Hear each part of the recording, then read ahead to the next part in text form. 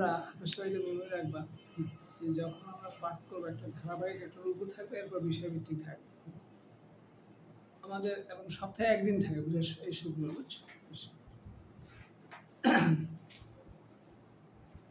রব্বি আউযু বিকা মিন হামাযাতিশ শায়াতিন ওয়া আউযু বিকা রব্বি আইয়াহযুরুন রব্বি জিদনি ইলমা রব্বি জিদনি ইলমা রব্বি ইশরাহ লি সাদরি ওয়া ইয়াসসির লি আমরি ওয়াহলুল উকদাতাম মিন লিসানি ইয়াফকাহু কওলি রব্বি জিদনি ইলমা।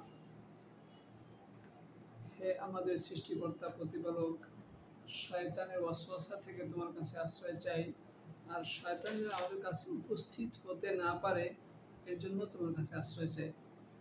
আমরা একটা ধারাবাহিক পাঠ শুরু করবো, একটা রুকু করবো, এরপর আমরা বিষয়ের ভিতরে যাব। তাহলে কোরআন শুরুর আগেই আমরা বিষয় মাথায় রাখবো সবসময়, যেটা আমরা কোরআন পড়ছি সূরা বাকারা, সূরা আরাফ 7 নম্বর সূরার 204 নম্বর একটা মাথায় রাখবো সবসময়। ওয়াইজা কুরিয়াল কোরআন ফাস্তামিউ লাহু ওয়া আনসিতু লাআল্লাকুম তুরহামুন। যখন কোরআন পাঠ করা হয় তখন তোমরা মনোযোগ দিয়ে শুনে এবং চুপ করে থাকো, যাতে তোমার উপর রহমত দান করা হয়। তা আল্লাহর পক্ষ থেকে রহমত প্রাপ্ত হওয়ার জন্য দুইটা শর্ত আল্লাহ বলেছেন, একটা হচ্ছে মনোযোগ দিয়ে শোনা এবং চুপ করে শোনা। এখন দেখবেন কোনো জিনিস কিন্তু শোনার ক্ষেত্রে দুইটা জিনিস হয়, একটা হচ্ছে মনোযোগ ছাড়াও শোনা যায় আর মনোযোগ দিয়েও শোনা যায়। এখন আমি যে কোরআন আমি আমারটা বিচার করতে হবে যে আমি কি মনোযোগ দিয়ে শোনা হচ্ছে না মনোযোগ ছাড়া হচ্ছে, এই বিচারটা আমাকে করতে হবে। কি বুঝছেন ভাইজান, মোহাম্মদ ভাই বুঝছেন? যে কোরআন কিন্তু পাঠের ক্ষেত্রে বা শোনার ক্ষেত্রে দুইটা জিনিস হয়, একটা হচ্ছে মনোযোগ সহকারে হয় এবং মনোযোগ ছাড়াও হয়। এখন আমি আমারটা দেখবো যে আমার কি মনোযোগ দিয়ে হচ্ছে না মনোযোগ ছাড়া হচ্ছে, আমারটা আমি বিচার করবো। যদি আমার মনোযোগ না হয় তাহলে সেক্ষেত্রে কি করতে হবে? আল্লাহর কাছে প্রার্থনা করতে, আল্লাহ আমি তো কোরআন তো করছি মনোযোগ দিয়ে বলতে, আমি তো মনোযোগ হচ্ছে না, কোথায় সমস্যাটা আছে, কোথায়? এইটা আল্লাহর কাছে আমার চাইতে হবে। যখন আমি আমার ঘাটতিটা দেখতে পারবো তাহলে আল্লাহ সেই ঘাটতি অনুযায়ী আমাকে দেবে। মানুষ সাহায্য হয় কখন? যখন সে সমস্যায় পড়ে। আমি যদি ঘাটতিটা না দেখি তাহলে তো সমস্যাটা বুঝতে পারবো না, বুঝছেন? আমি যখন এইটা বুঝ করবো না, আমার তো আজকে পাঠটা তো মনোযোগ দিয়ে হয় না, আল্লাহ মনোযোগ দিয়ে পড়ানো, বুঝছেন? এরপর আসি এই মনোযোগ কেন আসতেছে না, কেন মনোযোগ কেন রাখতে পারতেছি না, এর কারণটা কি বলছেন? যখন ফাইজা করাতাল কোরআন ফাস্তাইজ বিল্লাহি মিনাশ শাইতানির রাজিম, যখন তোমরা কোরআন পড়তে শুরু করো বিতাড়িত শয়তান থেকে আল্লাহর কাছে আশ্রয় চাও। দেখেন আমরা কোরআন পড়তেছি, বিতাড়িত শয়তান থেকে আল্লাহর কাছে আশ্রয় চাইতে বলছেন কে? স্বয়ং আল্লাহ। আমরা বিভিন্ন ধর্মের গুরু বাদ দিয়ে আসলাম কোরআনের কাছে, সেখান থেকে আল্লাহ বলছেন তুমি শয়তান থেকে আশ্রয় চাও। ভাবেন তো, তাকে তো চেনা দরকার। এখন যে আমি কোরআন পাঠের ক্ষেত্রে বা শোনার ক্ষেত্রে আমি শয়তান থেকে আশ্রয় মুক্ত হয়েছি কি, এটা আমাকে শনাক্ত করতে হবে। এটা এমন না যে পড়লাম যাদের মতো আমি এখন শয়তান মুক্ত হয়ে গেছি, ব্যাপারটা এরকম না। এটা হলো বোধের দিক। বোধের জিনিসটা কিরকম? যখন কারো করোনা কিছুদিন আগে করোনা গেল, যখন আমরা কোনো পরিবেশে যাই তখন বলে এটা তো না এখন বাইরে বের হবে না, কেন করোনা আক্রান্ত হবে, এটা বোধে থাকো। কেন বাইরে যখন এটা বোধে থাকে সাথে সাথে আমরা ঘরের মধ্যে কেন না এখন মোটামুটি নিরাপদে আসি, তখন বাইরে গেলেও বোধ করে যে এখন করোনা আক্রান্ত হয়েছিল, ভিতরে ঢুকলেও নিরাপদ বোধ করে এখন আক্রান্ত হবে না। আপনি সব বুঝছেন? আপনি বুঝছেন যে আবার দেখি যখন আমরা বাইরে কোথাও যেতাম করোনায়, তখন না এখন করোনা আক্রান্ত হবে, এখন যাওয়া যাবে না, খুব দ্রুত কাজ শেষ করে বাসায় আসতে হবে।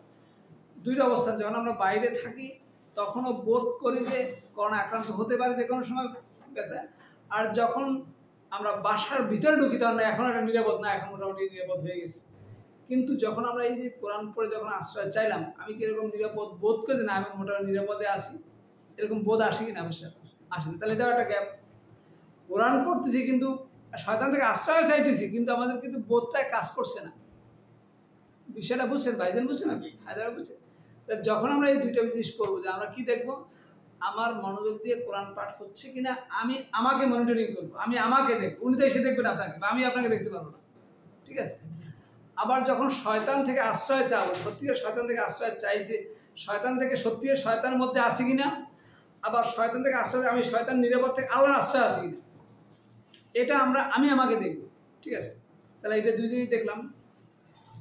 এরপর আসেন আমরা পাঠ শুরু করব। আমরা প্রথমে দুই ধরনের পাঠ করা, একটা হচ্ছে ধারাবাহিক পাঠ থাকবে, আর একটা হচ্ছে বিষয়ভিত্তিক পাঠ থাকবে। আমরা প্রতিদিন শুক্রবার এই টাইমে 6টা থেকে 8টা পর্যন্ত একটু ধারাবাহিক পাঠ থাকবে, এরপর বিষয়ভিত্তিক থাকবে একটা। আসি, বিসমিল্লাহির রহমানির রহিম। সূরা ফাতিহা। আলহামদুলিল্লাহি রাব্বিল আলামিন। একমাত্র কৃতজ্ঞতাপূর্ণ প্রশংসা আল্লাহর জন্য। দেখেন, প্রশংসার ক্ষেত্রে দুই ধরনের প্রশংসা হতে পারে। একজনের সামনে সামনে যখন একজন অফিসার যে ভালো আছেন, কেমন খুব সুন্দর ভালো আছেন, কিন্তু পিছিয়ে পিছিয়ে গালিগালাজ করে, তার কারণ ও তো ভালো মানুষ, কিন্তু সামনে করে। তাহলে এই যে প্রশংসাও কিন্তু দুই ধরনের হয়। একটা হচ্ছে কৃতজ্ঞতাপূর্ণ প্রশংসা, আর একটা হচ্ছে সামনে গালিগালাজ করা। সেটাও সামনে এলে প্রশংসা করতে হয়, ওরা আমার কি করে না গেলে। আমরা আর আল্লাহ কি করতে হবে? আলহামদুলিল্লাহ, একমাত্র কৃতজ্ঞতাপূর্ণ প্রশংসা আল্লাহর জন্য। এখন দেখেন, আমি যে এই কথা আল্লাহকে বললাম, সত্যিকারই আমি যে অবস্থায় আছি, সানি ভাই আপনি শুধু শোনেন, যে সত্যিকার আমি যে অবস্থায় আছি এখন, সত্যিকার আমি কি আল্লাহর প্রতি একদম কৃতজ্ঞতাপূর্ণ প্রশংসা না মানুষ বলে এই জন্য বলি, এটা হয়, এটা ভেবে দেখা যাবে। এখানেও পার্থক্য করতে হবে যে আমার প্রশংসাটা কি আল্লাহর প্রতি কৃতজ্ঞতার সাথে হয়, না এমনি যেমন বলতে হয় তাই বলি এই জন্য। এটা আমাদেরকে বিবেচনা করতে হবে, ঠিক আছে। আর আল্লাহর কাছে বলতে হবে কৃতজ্ঞতাপূর্ণ প্রশংসা। যেমন আমাদের ওস্তাদ যদি আমাদের আসে, তাহলে আমরা কিন্তু কৃতজ্ঞতাপূর্ণ প্রশংসা, তাকে সালাম কালাম, সে তার কাছে আমরা কোরআন পেয়েছি, একটা বুঝ পেয়েছি, সঠিক বুঝ পেয়েছি। এবং সে করে কি, সে কোনো একটা বুঝ আলাদা বলতো, সে কারোর উপরে চাপায় না, কোনো বাইন্ডেজ করে না। অন্য যারাই যে কোরআন পড়ে তারা কিন্তু একটা বুঝ চাপ দেয়, এটা পড়তেই হবে, চলতেই হবে। তাহলে উনি একটা কৃতজ্ঞতাপূর্ণ প্রশংসা পাচ্ছেন, সেটা না প্রশংসা ওনার কিন্তু আমাদের সেই প্রসঙ্গটা এইভাবে হচ্ছে, অকৃতজ্ঞতা হচ্ছে না, কৃতজ্ঞতা। কেন কৃতজ্ঞতা? আমরা কোরআনের বুঝটা আল্লাহ ওনার মাধ্যমে আমাদেরকে দিয়েছেন। এখানে বলছে আর একমাত্র কৃতজ্ঞতা প্রশংসা আল্লাহর জন্য হবে। এখন দেখি যে আমি যে জীবনযাপন করতেছি, তাতে কি আমার যে বিভিন্ন সমস্যা তো আছে, সমস্যাগুলি শয়তান হাইলাইট করে দেখাবে যে তোমার তো এই সমস্যা, এই সমস্যা, এই সমস্যা। কিন্তু আমি একটু বিবেচনা দেখব, আমি যে শ্বাস প্রশ্বাস নিতে পারতেছি, তাহলে আমি যে চোখে দেখতে পারতেছি, এটা হলো কত বড় কৃতজ্ঞ। হাসপাতালে যারা থাকে অক্সিজেন দিয়ে তাদেরকে শ্বাস প্রশ্বাস নিতে হয়। আপনি তো আজকে চোখে যদি না দেখতে পারেন, সেই গাজীপুর থেকে আসতে পারতেন না। আলহামদুলিল্লাহ, আল্লাহ অনেক নিয়ামত ভালো রাখছে। মানে আমাদের এই প্রসঙ্গটা কৃতজ্ঞতাপূর্ণ প্রশংসা হয়। আমি আমাকে বিবেচনা করছি, সত্যিকার আমি আল্লাহর প্রতি কৃতজ্ঞ না অকৃতজ্ঞ। রব্বিল আলামিন, রব সৃষ্টিকর্তা, প্রতিপালক সমস্ত বিশ্ব জগতে। অর্থাৎ যখন সমস্ত বিশ্ব জগৎকে যিনি সৃষ্টি করেছেন, প্রতিপালন করছেন, তারই একমাত্র কৃতজ্ঞতা প্রশংসা করতেছি। আর রহমান আর রহিম, তিনি পরম করুণামা অসীম দয়ালু। দেখেন, পরম করুণামাকে আমরা যদি কারো কাছ থেকে একজন লোক আসছে, তাকে আমরা টাকা দিই, টাকা দিয়ে ভালোবাসি, সে যদি আমার বিরুদ্ধে কিছু কথা বলে, তার টাকা দেওয়া বন্ধ হয়ে যায়, তার সাহায্য করা বন্ধ হয়ে যায়। আর আল্লাহ এমনই আল্লাহ আর রহমান, সে যদি এই দোষটা আমিও করেছি। আমি যখন তবলিগ করতাম, তখন যে আমার কথা মতো তবলিগ তারা খুব ভালোবাসতাম, যে আমার বিরুদ্ধে চলে আমি তার ভালোবাসতাম না। আর আল্লাহ কি করছেন? আর রহমান, তিনি পরম কোনো তার দয়া কিন্তু শেষ, আমাদের দয়া কিন্তু শেষ হয়ে গেছে। আর আল্লাহর ক্ষেত্রে কিন্তু দয়া শেষ নেই। দেখেন, আমরা কথা মানি আর না মানি, আমাদের কিন্তু খাবার পৌঁছে যাচ্ছেন, আমাদের অক্সিজেন ব্যবহার করতে দিচ্ছেন, সব কিছু করে যাচ্ছেন। কিন্তু আমাদের আল্লাহর প্রতিনিধি আমরাও যখন আমরা কাউকে মানুষের এই করবো, তাদের কাছে আমরা সে সুন্দর ব্যবহার করতেই থাকি, কারণ আমরা প্রতিদিন দেবো আল্লাহর কাছ থেকে। ওই গুণটা আমার মধ্যে অর্জন করতে হবে। আর রহমান, আর রহমানের গুণটা হয়তো আমাদের মধ্যে কিছুটা আছে, রহিমের গুণটা নাই। কারণ যদি আমাদের কেউ সেই আমার বিরুদ্ধ আচরণ হয়ে যায়, তাহলে আমি তার সাথে আর ভালো ব্যবহার করি না, এটা যেন আমার মধ্যে না হয়। মালিক ইয়াউমিদ্দিন, মালিক একমাত্র ক্ষমতার উৎস সেই দিনের। এখন আমরা কি সেই দিনে একমাত্র ক্ষমতার উৎস তাকে ভাবি, মনে করি? তাহলে তো আমরা প্রতি মুহূর্তে তার কথা অনুযায়ী আমরা চলতাম। ইয়াকা নাবুদু ওয়া ইয়াকা নাস্তাইন, ইয়াকা নাবুদু, শুধু তোমারই কথা মতো চলব, তোমার গোলামি করব। ওয়া ইয়াকা নাস্তাইন, আর এই গোলামি তোমার কাছে সাহায্য চাই। তোমার যে গোলামি করবো, এর সাহায্য কার কাছে চাবো? তোমার কাছে। এখন দেখেন, আল্লাহর গোলামি করব, তার জন্য আল্লাহর সাহায্য, কারণ শয়তান তো করতে দিবি না, শয়তান তাকে গোলামি করতে দিবে না। দেখেন, ইয়াকা নাবুদু, শুধু তোমারই গোলামি করি এবং করবো, ওয়া ইয়াকা নাস্তাইন, আর এই গোলামি করা তোমার কাছেই সাহায্য চাই। আল্লাহর গোলামি করার জন্য সাহায্য কার লাগবে? আল্লাহর লাগবে, আল্লাহর সাহায্য লাগবে। কে বলে দিচ্ছেন? আল্লাহই বলে দিচ্ছে। ইহদিনা সিরাতাল মুস্তাকিম, ইহদিনা চালাও আমাকে, চালাও আমাকে স্থির নিশ্চিত পথ। কেন আমি যদি চলতে যাই তো শয়তান তো চলতে দিবে না, কেন চালাইতে হবে তাকে, বলতে আল্লাহ তুমি আমাকে চালাও। এই তুমি যে পথ দেছো এই ইহদিনা সিরাতাল মুস্তাকিম, তুমি আমাকে চালাও, আল্লাহকে বলতে হবে। কেন সিরাতাল মুস্তাকিম তো চলতে দেবে না, শয়তান তো আমাকে সিরাতাল মুস্তাকিমে চলতে দিবে না, আমাকে যে চালাও এটাও তুমি আমাকে চালাইতে হবে। এবং আমাকে দেখতে হবে যে আমি কি সিরাতাল মুস্তাকিম চলতেছি না শয়তানে চালাচ্ছে, এটা আমার আগে চিনতে হবে। জি, সিরাত আল্লাযিনা আনআমতা আলাইহিম, পথ তাদের যাদেরকে তুমি নিয়ামত দিয়ে চালিয়েছো, যাকে ওহী দিয়ে চালিয়েছো, যাকে কোরআন দিয়ে চালিয়েছো। এই নিয়ামতের বর্ণনা দেয়া আছে 19 নম্বর সূরা, সূরা মারিয়ামের আয়াত 41 থেকে 58 পর্যন্ত। এই আয়াতে নিয়ামত প্রাপ্ত কারা এই কথা বলা আছে। এই নিয়ামত প্রাপ্ত কারা তার বর্ণনা দেয়া আছে ওখানে। এখানে বলছেন সিরাত আল্লাযিনা আনআমতা, পথ তাদেরকে যাদেরকে তুমি ওহী দিয়ে চালিয়েছো, যাদেরকে নিয়ামত দিয়েছো। নিয়ামত কি? আল্লাহর এই কোরআন দিয়ে চালানো। এদের একটা গ্রুপের বর্ণনা বললাম, তাহলে এই একটা গ্রুপ পাইলাম কি নিয়ামত প্রাপ্ত।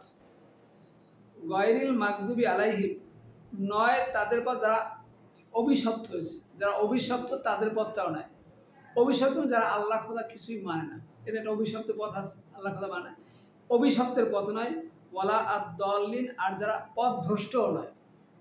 তাহলে এখানে কিন্তু তিনটে গ্রুপে বলা আছে, নিয়ামত প্রাপ্ত, আর হলো মাগদুব, আর হলো দল্লুন। আমরা চাইলাম কি নিয়ামত প্রাপ্তদের পথ, আর বাদ দিয়ে চাইলাম যে আল্লাহ মাগদুবদের পথও চালাইও না আর দল্লুনদের পথেও চালাইও না। কথা বলছেন? তাহলে আমরা শনাক্ত করলাম যে আমাকে নিয়ামত প্রাপ্ত পথে চালাও, আর মাগদুবদের পথে এবং দল্লুনদের পথে চালাইও না। ঠিক আছে, তাহলে আমরা পাইলাম যে এখানে তিনটা নাম পাইলাম। এখানে সমস্ত মানুষ, তিন ধরনের মানুষ, একটা হচ্ছে নিয়ামত প্রাপ্ত, মাগদুব এবং দল্লুন। আমরা চাইলাম কোনটা? নিয়ামত প্রাপ্তদের পথ চাইলাম, মাগদুব এবং দল্লুনদের পথ থেকে আমরা হেফাজত, বিরত থাকার জন্য আল্লাহর কাছে আশ্রয় চাই, আল্লাহর কাছে চাবো।